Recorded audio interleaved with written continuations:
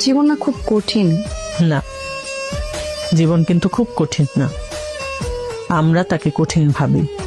জীবন হচ্ছে প্রতিদিনের শিক্ষা, কেউ সেখান থেকে শিখে, কেউ হার মেনে যায়।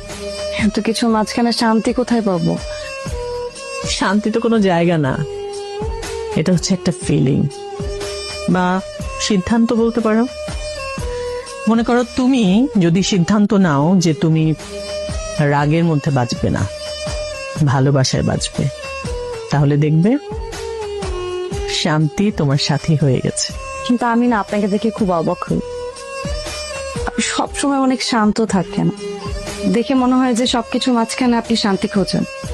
কারণ আমি বুঝে গেছি জীবনে মানুষ কখনো বদলায় না, বদলায় সময়। সেজন্য কোনো মানুষকে চেঞ্জ করার চেষ্টা না করে নিজের ভাবনাকে বদলা।